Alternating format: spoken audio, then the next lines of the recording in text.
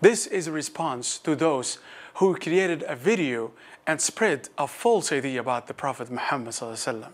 When talking about the Prophet Muhammad ﷺ, keep in mind that he is talking about the greatest individual in history. And this is not a baseless claim. Yes, this is not a baseless claim.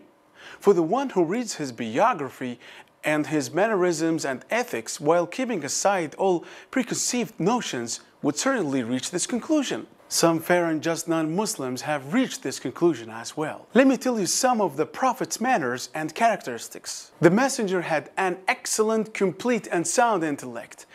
No man has ever had an intellect as complete and perfect as his. This becomes clear to an individual when the researcher reads the Prophet's biography and understands the state of affairs, his meaningful and inclusive utterances, his traditions, and his good manners, ethics, and moral character, his knowledge of Torah and Gospel and other divine scriptures, and his knowledge of the statements of the wise, and knowledge by gone nations, and ability to strike examples and implement policies and correct emotional manners. He was an example and paradigm to which his people could relate to in all branches of knowledge, acts of worship, medicine, laws of inheritance, lineage, and other matters as well. He knew and learned all of this without reading or examining the scriptures, those before us, nor he sit with their scholars. The Prophet Muhammad ﷺ was wise to the fullest extent of his mental capacity. Allah, the Exalted,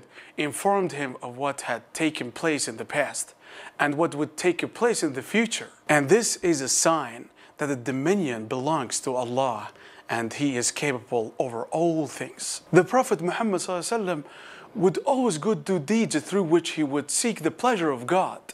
He was abused and harmed when he invited people to Islam. Yet he was patient and endured all of this and hoped for the reward of God. The Prophet Muhammad ﷺ was honest and sincere in all his matters. The Prophet Muhammad ﷺ was a living example for all humans to follow. Aisha, his wife, was asked about the manners of the Prophet.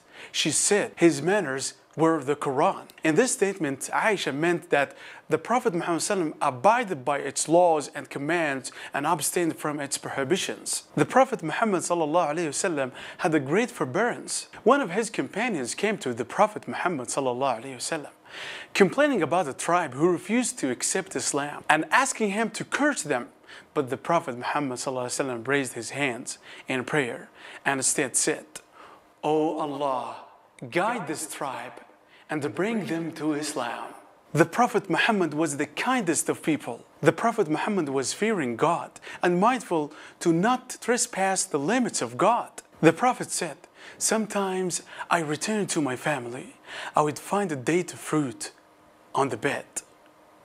I would pick it up to eat it, but I would fear that it was from the charity, and thus threw it back on the ground." He helped and assisted his family members with their chores, but when the call of the prayer was heard, he would stop everything and leave to attend the prayers. One of the companions of the Prophet Muhammad ﷺ said, "I have never seen a man who smiled as much as the Messenger of God. He was so honest and humble. He visited the sick, whether Muslim or non-Muslims. The Prophet Muhammad ﷺ at his house was like any man.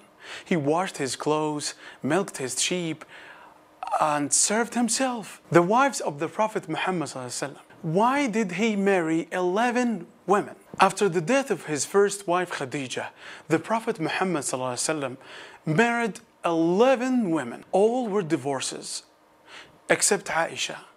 6 of his wives were from the tribe of Quraysh, and 5 were from different Arabian tribes. The Prophet Muhammad ﷺ married 11 women for a number of reasons. Number 1, legislative purpose. The Prophet Muhammad ﷺ married Zainab bint Jahsh. Arabs in the era of ignorance would prohibit a man from marrying the wife of his adopted son. They believed that the adopted son is like a man's actual son in all aspects. The Prophet Muhammad ﷺ married Zainab although she was previously the wife of his adopted son, so that the Prophet Muhammad ﷺ married Zainab to abolish this belief. Number 2, political reasons and for the spread of Islam. Number 3, social reasons. The Prophet Muhammad ﷺ married some of his companions' wives who had died in battle or while on a mission to preach Islam. He married them even though they were older than him. He did so to honor them and their husbands.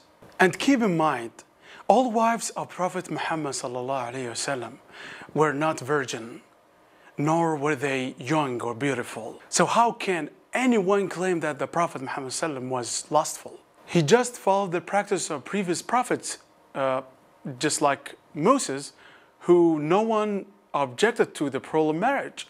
And finally, what did they say about Muhammad? Muhammad himself, after all that can be said about him, was not a sensual man. We shall err widely if we consider this man as a common voluptuary, intent mildly on base enjoyments, nay on enjoyments of any kind. The German poet, Wolfgang Goethe, I looked into history for a human paradigm and found it to be in Muhammad.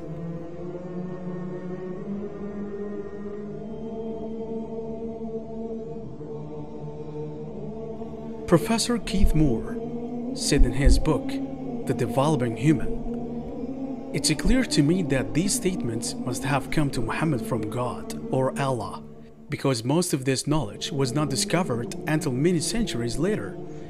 This proves to me that Muhammad must have been a messenger of God or Allah.